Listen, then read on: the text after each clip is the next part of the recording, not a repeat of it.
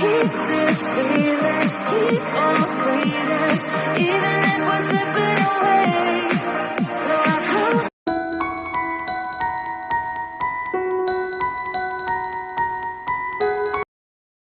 On fire. It's actually something that we've seen before in other ads, except, hold on, it's not the same house. Although the first floor appears similar, the second floor is an entirely different design. And Maddie isn't wearing a wedding dress this time. What we're actually witnessing here is the start of the Merge Mansion timeline. This appears to be Grandma's house that's burning down. Notice all the old pictures of her on the wall, as well as the iconic rake outside. Okay, so maybe iconic rake is overselling it a bit. How about normal rake that Grandma tends to use throughout the game and its ads? I feel like that's much more accurate. Anyway, Grandma is inside, unusually calm as her house burns down around her, ready to unlock a secret safe that's hiding in the walls. What's in that safe? Well, I think that's where our next video comes in. The next ad in our timeline is called Wedding Day, and it starts in the exact same way the first Merge Mansion ad started, Maddie in her wedding dress crying. But this time we get an earlier that day tag, so you know it's about to fill in some blanks. Here we see Maddie's fiance Arthur getting ready for the wedding, all dressed up in a suit, ready to get married. This is actually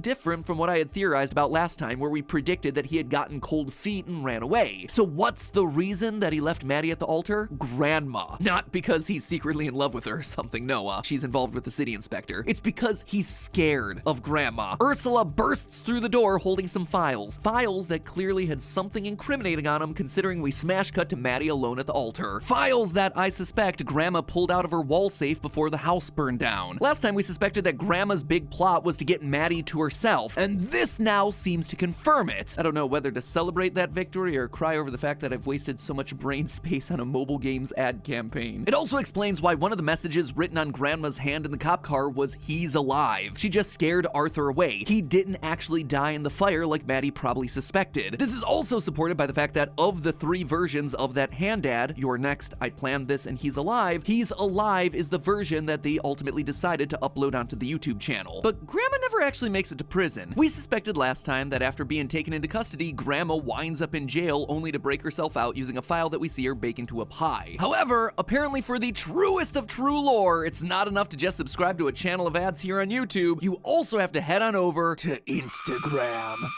Oh, it's too much. There's so much face tuning, I can't handle it. Over there, we find some noteworthy inclusions to the lore, like Maddie pulling a Lily's garden by riding on top of a washing machine while asking about how to make a traditional broom. What? Sorry, traditional broom? Like, you mean just a broom? Has broom technology really evolved that much? Is there such a thing as a modern broom? Anyway, there are also some hints alluding to more secrets to come, like headlines asking about Maddie's grandfather. But what I'm most interested in is a short 5-second follow-up here on Instagram that was discovered by Menace to Society TBH over on the Game Theorist subreddit, where after we see the police cruiser drive off with Grandma in the back seat, the driver hands her the keys to her cuffs. What? I guess this links back to the whole "I planned this" message that she had written on her hand, but seriously, this whole thing is just one massive conspiracy. Apparently, she's even got the police on the take. Or does she? Look at those eyes in the rearview mirror. They're blue. And that short brown haircut, it looks an awful lot like Roddy, the city inspector who comes to the house threatening to tear it down at the start of the game. The same inspector we see having a romantic relationship with Maddie. We've seen that Grandma and Roddy have a close relationship themselves, but now it looks like he might be more involved with the conspiracy than we first thought. And that, just as we suspected, this all may be an effort to gaslight Maddie. Anyway, despite her obviously escaping from the police cruiser after this, she does wind up in jail. This is likely due to the ad "Wanted Grandma Ursula," where we see her trolling the police on her motorcycle. Pro tip there, Granny, if you're on the run, maybe don't go back to the scene of the crime where the police are. Just saying. Which leads us to the main event, my friends. What we're all here to discuss today. You want me to talk about the live action ads starring Oscar winner Kathy Bates. What do these teach us about Grandma? Well, let me tell you, friends, if you thought Grandma was a bad egg based on those CG ads, you ain't seen nothing yet. The most popular ad, Grandma Getaway, doesn't really tell us a whole lot from the lore side. We see Grandma running through multiple secret passageways to get away from Maddie, but again, if you're trying to get away from someone, maybe you don't use a secret passageway while they're still in the same room as you. She can literally see you giving that statue a purple nurple there, Granny. At the very start of the video, we see Grandma burning a document, but unfortunately, we can't make out any words. Clearly, she's hiding something, but what? In the ad giving Grandma a hand, Ursula asks Maddie to go get a tool from the shed, only for Maddie to find that it's full of knives. So many knives.